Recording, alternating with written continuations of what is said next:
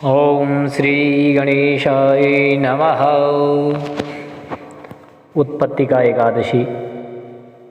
एकादशी के जया आदि भेद, नक्त व्रत का स्वरूप, उत्पन्ना एकादशी के प्रसंग में एकादशी की विधि, उत्पत्ति, कथा और महिमा का वर्णन। नारद जी ने पूछा, महादेव, महाद्वादशी एकादशी का उत्तम व्रत कैसा होता है सर्वेश्वर प्रभु? उसके व्रत से जो कुछ भी फल प्राप्त होता है उसे बताने की कृपा कीजिए। महादेव जी ने कहा, ब्राह्मण, यह एकादशी महान पुण्य फल को देने वाली है। श्रेष्ठ मुनियों को भी इसका अनुष्ठान करना चाहिए। विशेष विशेष नक्षत्रों का योग होने पर यह तिथि जया, विजया, जयंती तथा पापनाशिनी इन 4 नामों से विख्यात होती है। ये सभी पापों का नाश करने वाली है। इनका व्रत अवश्य करना चाहिए। जब शुक्ल पक्ष की एकादशी को पुनर्वसु नक्षत्र हो तो वह उत्तम तिथि जया कहलाती है। उसका व्रत करके मनुष्य निश्चय ही पाप से मुक्त हो जाता है। जब शुक्ल पक्ष की द्वादशी को श्रवण नक्षत्र हो तो वह उत्तम तिथि विजया के नाम से विख्यात होती है। इसमें किया हुआ दान और ब्राह्मण भोजन सहस्त्र गुना फल देने वाला है तथा होम और उपवास तो सहस्त्र गुने से भी अधिक फल देता है। जब शुक्ल पक्ष की द्वादशी को रोहिणी नक्षत्र हो तो वह तिथि जयंती कहलाती है। वह सब पापों को हरने वाली है। उस तिथि को पूजित होने पर भगवान गोविंद निश्चय ही मनुष्य के सब पापों को धो डालते हैं। जब कभी शुक्ल पक्ष की द्वादशी को पुष्य नक्षत्र हो तो वह महापुण्यमयी पापनाशिनी तिथि कहलाती है। जो 1 वर्ष तक प्रतिदिन एक प्रस्त तिल दान करता है तथा जो केवल पापनाशिनी एकादशी को उपवास करता है, उन दोनों का पुण्य समान होता है। उस तिथि को पूजित होने पर संसार के स्वामी सर्वेश्वर श्री हरि संतुष्ट होते हैं तथा प्रत्यक्ष दर्शन भी देते हैं। उस दिन प्रत्येक पुण्य कर्म का अनंत फल माना गया है। सगर नंदन ककुतस्थ नहुस तथा राजा गाधी ने उस तिथि को भगवान की आराधना की थी, जिससे भगवान ने इस पृथ्वी पर उन्हें सब कुछ दिया था। इस तिथि के सेवन से मनुष्य 7 जन्मों के कायिक, वाचिक और मानसिक पाप से मुक्त हो जाता है। इसमें तनिक भी संदेह नहीं है। पुष्य नक्षत्र से युक्त एकमात्र पापनाशिनी एकादशी का व्रत करके मनुष्य 1000 एकादशियों के व्रत का फल प्राप्त कर लेता है। उस दिन स्नान, दान, जप, होम, स्वाध्याय और देव पूजा आदि जो कुछ भी किया जाता है उसका अक्षय फल माना गया है। इसलिए प्रयत्नपूर्वक इसका व्रत करना चाहिए। जिस समय धर्मात्मा राजा युधिष्ठिर पंचम अश्वमेध यज्ञ का स्नान कर चुके, उस समय उन्होंने यदुवंशात वतंस भगवान श्री कृष्ण से इस प्रकार प्रश्न किया था। युधिष्ठिर बोले, प्रभु, नक्त व्रत तथा एवभुक्त व्रत का पुण्य फल क्या है? जनार्दन, यह सब मुझे बताइए। श्री भगवान ने कहा, कुंती नंदन, हेमंत ऋतु में जब परम कल्याणमय मार्गशीर्ष मास आए तब उसके कृष्ण पक्ष की द्वादशी तिथि को उपवास व्रत करना चाहिए। इसकी विधि इस प्रकार है। दृढ़तापूर्वक उत्तम व्रत का पालन करने वाला शुद्ध चित्त पुरुष दशमी को सदा एवभुक्त रहे अथवा शौच, संतोषादि नियमों के पालन पूर्वक नक्त व्रत के स्वरूप को जानकर उसके अनुसार एक बार भोजन करे। दिन के 8वें भाग में जब सूर्य का तेज मंद पड़ जाता है उसे नक्त जानना चाहिए। रात को भोजन करना नक्त नहीं है। गृहस्थ के लिए तारों के दिखाई देने पर नक्त भोजन का विधान है और सन्यासी के लिए दिन के 8वें भाग में, क्योंकि उसके लिए रात में भोजन का निषेध है। कुंती नंदन, दशमी की रात व्यतीत होने पर एकादशी को प्रातःकाल व्रत करने वाला पुरुष व्रत का नियम ग्रहण करे और सवेरे तथा मध्याह्न को पवित्रता के लिए स्नान करे। कुएं का स्नान निम्न श्रेणी का है। बावली में स्नान करना मध्यम, पोखरे में उत्तम तथा नदी में सब उससे भी उत्तम माना गया है। जहाँ जल में खड़ा होने पर जल जंतुओं को पीड़ा होती है, वहाँ स्नान करने पर पाप और पुण्य बराबर होता है। यदि जल को छान कर शुद्ध कर ले तो घर पर ही स्नान करना उत्तम माना गया। इसलिए पांडव श्रेष्ठ घर पर उक्त विधि से स्नान करे। स्नान के पहले जो मंत्र हैं उनको पढ़कर शरीर में मृतिका मिट्टी लगा ले। अश्वक्रांते रथक्रांते विष्णुक्रांते वसुंधरे मृतिके हर में पापन यनमया पूर्व संचितम वसुंधरे। तुम्हारे ऊपर अश्व और रथ चला करते। भगवान विष्णु ने भी वामन अवतार धारण कर तुम्हें अपने पैरों से नापा था मृतिके। मैंने पूर्व काल में जो पाप संचित किया है उस मेरे पाप को आप हर लो। व्रती मनुष्य को चाहिए कि वह एक चित्त और दृढ़ संकल्प होकर क्रोध तथा लोभ का परित्याग करे। अंत्यज पाखंडी मिथ्यावादी ब्राह्मण निंदक अगम्य स्त्री के साथ गमन करने वाले अन्य दुराचारी परधनहारी तथा परस्त्रीगामी मनुष्यों से वार्तालाप न करे। भगवान केशव की पूजा करके उन्हें नैवेद्य भोग लगाए। घर में भक्ति युक्त मन से दीपक जलाकर रखे। पार्थ उस दिन निद्रा और मैथुन का परित्याग करे। धर्मशास्त्र से मनोरंजन करते हुए संपूर्ण दिन व्यतीत करे।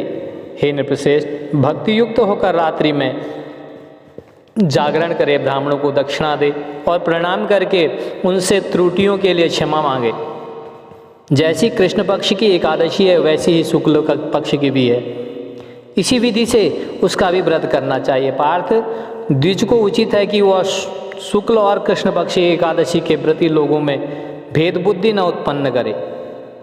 शंखोद्वार तीर्थ में स्नान करके भगवान गदाधर का दर्शन करने से जो पुण्य होता है तथा संक्रांति के अवसर पर 4 लाख का दान देकर जो पुण्य प्राप्त किया जाता है वह सब एकादशी व्रत की 16वीं कला के बराबर भी नहीं है। प्रभात क्षेत्र में चंद्रमा और सूर्य के ग्रहण के अवसर पर स्नान दान से जो पुण्य प्राप्त हो वह निश्चय ही एकादशी को उपवास करने वाले मनुष्य को मिल जाता है। केदार क्षेत्र में जल पीने से पुनर्जन्म नहीं होता। एकादशी का भी ऐसा ही महात्म्य है। यह भी गर्भवास का निवारण करने वाली है। पृथ्वी पर अश्वमेध यज्ञ का जो फल मिलता है उससे 100 गुना अधिक फल एकादशी व्रत करने वाले को मिलता है। जिसके घर में तपस्वी एवं श्रेष्ठ ब्राह्मण भोजन करते हैं उसको जिस फल की प्राप्ति होती है वह एकादशी व्रत करने वाले को भी अवश्य मिलता है। वेदांगों के पारगामी विद्वान ब्राह्मण को सहस्त्र गोदान करने से जो पुण्य होता है उससे 100 गुना पुण्य एकादशी व्रत करने वाले को प्राप्त होता है। इस प्रकार व्रती को वह पुण्य व्रत होता है, पुण्य फल प्राप्त होता है जो देवताओं के लिए भी दुर्लभ है। रात को भोजन कर लेने पर उससे आधा पुण्य प्राप्त होता है तथा दिन में एक बार भोजन करने से देहधारियों को नक्त भोजन का आधा फल मिलता है। जीव जब तक भगवान विष्णु के प्रिय दिवस एकादशी को उपवास नहीं करता तभी तक तीर्थ दान और नियम अपने महत्व की गर्जना करते हैं। इसलिए पांडव श्रेष्ठ, तुम इस व्रत का अनुष्ठान करो। कुंती नंदन, यह गोपनीय एवं उत्तम व्रत है जिसका मैंने तुमसे वर्णन किया। हजारों यज्ञों का अनुष्ठान भी एकादशी व्रत की तुलना नहीं कर सकता। युधिष्ठिर ने पूछा, भगवान पुण्यमयी एकादशी तिथि को कैसे उत्पन्न हुई?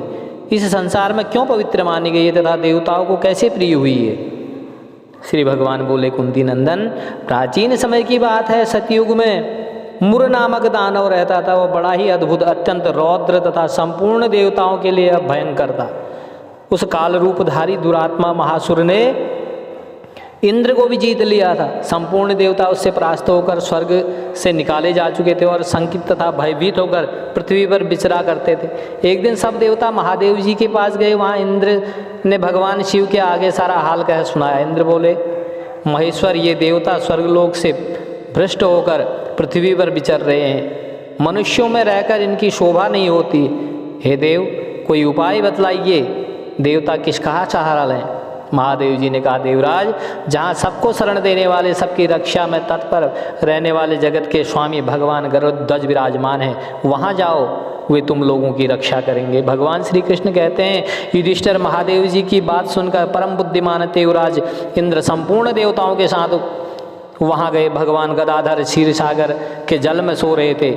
उनका दर्शन करके इंद्र ने हाथ जोड़कर स्तुति आरंभ की। इंद्र बोले, देवेश्वर, आपको नमस्कार है। देवता और दानव दोनों ही आपकी वंदना करते हैं। पुंडरीकाक्ष, आप दैत्यों के शत्रु हैं। मधुसूदन, हम लोगों की रक्षा कीजिए। जगन्नाथ, संपूर्ण देवता मुर नामक दानव से भयभीत होकर आपकी शरण में आए हैं। भक्तवत्सल, हमें बचाइए। देव देवेश्वर, हमें बचाइए। जनार्दन, हमारी रक्षा कीजिए, रक्षा कीजिए। दानवों का विनाश करने वाले कमल नयन, हमारी रक्षा कीजिए। प्रभु, हम सब लोग आपके समीप आए हैं, आपकी ही शरण में आ पड़े हैं। भगवान, शरण में आए हुए देवताओं की सहायता कीजिए। देव, आप ही पति, आप ही मति, आप ही कर्ता और आप ही कारण हैं। आप ही सब लोगों की माता और आप ही इस जगत के पिता हैं। भगवान, देव देवेश्वर, शरणागत वत्सल देवता, भयभीत होकर आपकी शरण में आए हैं। प्रभु, अत्यंत उग्र स्वभाव वाले महाबली मुर नामक दैत्य ने संपूर्ण देवताओं को जीतकर इन्हें स्वर्ग से निकाल दिया है। इंद्र की बात सुनकर भगवान विष्णु बोले, देवराज, वह दानव कैसा है, उसका रूप और बल कैसा है तथा उसे दुष्ट के रहने का स्थान कहाँ है? इंद्र बोले, देवेश्वर, पूर्व काल में ब्रह्मा जी के वंश में तालजंग नामक एक महान असुर उत्पन्न हुआ था, जो अत्यंत भयंकर था। उसका पुत्र मुरदानव के नाम से विख्यात हुआ है। वह भी अत्यंत उत्कट, महापराक्रमी और देवताओं के लिए भयंकर है। चंद्रावती नाम से प्रसिद्ध एक नगरी है, उसी में स्थान बनाकर वह निवास करता है। उस दैत्य ने समस्त देवताओं को परास्त करके स्वर्ग लोक से बाहर कर दिया है। उसने एक दूसरे ही इंद्र को स्वर्ग के सिंहासन पर बिठाया है। अग्नि, चंद्रमा, सूर्य, वायु तथा वरुण भी उसने दूसरे ही बनाए हैं। जनार्दन, मैं सच्ची बात बता रहा हूँ, उसने सब कोई दूसरे ही कर लिए हैं। देवताओं को तो उसने प्रत्येक स्थान से वंचित कर दिया है। इंद्र का कथन सुनकर भगवान जनार्दन को बड़ा क्रोध हुआ। वे देवताओं को साथ लेकर चंद्रावतीपुरी में गए। देवताओं ने देखा दैत्यराज बारंबार गर्जना कर रहा है। उससे परास्त होकर संपूर्ण देवता दसों दिशाओं में भाग गए। अब वह दानव भगवान विष्णु को देखकर बोला, खड़ा रह, खड़ा रह। उसकी ललकार सुनकर भगवान के नेत्र क्रोध से लाल हो गए। वे बोले, अरे दुराचारी दानव, मेरी इन भुजाओं को तो देख। यह कहकर विष्णु ने अपने दिव्य बाणों से उस सामने आए हुए दुष्ट दानव को मारना आरंभ किया। दानव भय से विह्वल हो उठे। पांडुनंदन, तत्पश्चात श्री विष्णु ने दैत्य सेना पर चक्र का प्रहार किया। उससे छिन्न भिन्न होकर सैकड़ों योद्धा मौत के मुख में चले गए। इसके बाद भगवान मधुसूदन बद्रिका आश्रम को चले गए। वहाँ सिंहावती नाम की गुफा थी, जो 12 योजन लंबी थी। पांडुनंदन उस गुफा में एक ही दरवाजा था। भगवान विष्णु उसी में सो रहे। दानव मुर भगवान को मार डालने के उद्योग में लगा था। वह उनके पीछे लगा रहा। वहाँ पहुंचकर उसने भी उसी गुफा में प्रवेश किया। वहाँ भगवान को सोते देख उसे बड़ा हर्ष हुआ। उसने सोचा, यह दानवों को भय देने वाला देवता है, अतः निसंदेह इसे मार डालूंगा। युधिष्ठिर, दानव के इस प्रकार विचार करते ही भगवान विष्णु ने के शरीर से एक कन्या प्रकट हुई, जो बड़ी ही रूपवती, सौभाग्यशालिनी तथा दिव्य अस्त्र शस्त्रों से युक्त थी। वह भगवान के तेज के अंश से उत्पन्न हुई थी। उसका बल और पराक्रम महान था। युधिष्ठिर, दानवराज मुर ने उस कन्या को देखा। कन्या ने युद्ध का विचार करके दानव के साथ युद्ध के लिए याचना की। युद्ध छिड़ गया। कन्या सब प्रकार की युद्ध कला में निपुण थी। वह मुर नामक महान असुर के हुंकार मात्र से राख का ढेर हो गया। दानव के मारे जाने पर भगवान जाग उठे। उन्होंने दानव को धरती पर पड़ा देख पूछा, मेरा यह शत्रु अत्यंत उग्र और भयंकर था, किसने इसका वध किया? कन्या बोली, स्वामिन, आपके ही प्रसाद से मैंने इस महादैत्य का वध किया है।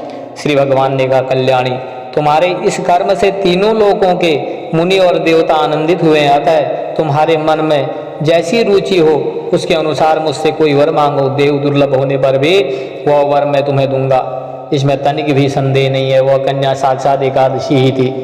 उसने कहा, प्रभु, यदि आप प्रसन्न हैं तो मैं आपकी कृपा से उस सब तीर्थों में प्रधान, समस्त विघ्नों का नाश करने वाली तथा सब प्रकार की सिद्धि देने वाली देवी हूँ। ऐसी देवी बन जाओ। जनार्दन, जो लोग आप में भक्ति रखते हुए मेरे दिन को उपवास करेंगे उन्हें सब प्रकार की सिद्धि प्राप्त हो। माधव, जो लोग उपवास, नक्त अथवा एक भुक्त करके मेरे व्रत का पालन करें उन्हें आप धन, धर्म और मोक्ष प्रदान कीजिए। श्री विष्णु बोले, कल्याणी, तुम जो कुछ कहती हो वह सब पूर्ण होगा।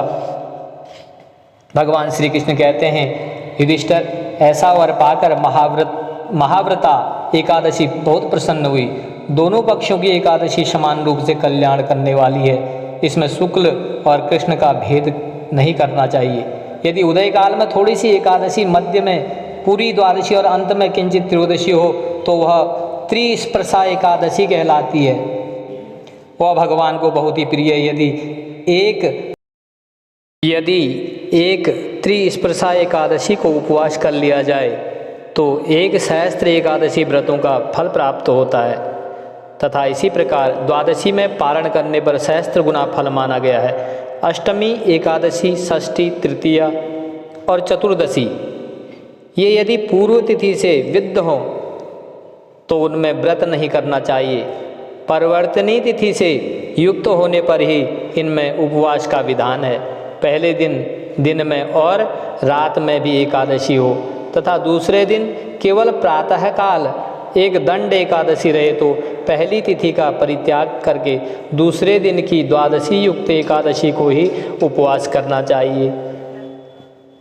यह विधि मैंने दोनों पक्षों की एकादशी के लिए बताई है। जो मनुष्य एकादशी को उपवास करता है वह वैकुंठ धाम में, वो जहाँ साक्षात भगवान गरुड़ध्वज विराजमान है, जाता है। जो मानव हर समय एकादशी के महात्म्य का पाठ करता रहता है उसे सहस्त्र गोदानों के पुण्य का फल प्राप्त होता है। जो दिन या रात में भक्तिपूर्वक इस महात्म्य का श्रवण करते हैं वे निसंदेह ब्रह्म हत्या आदि पापों से मुक्त हो जाते हैं। एकादशी के समान पापनाशक व्रत दूसरा कोई नहीं है। बोलो कृष्ण भगवान की जय, वासुदेव भगवान की जय।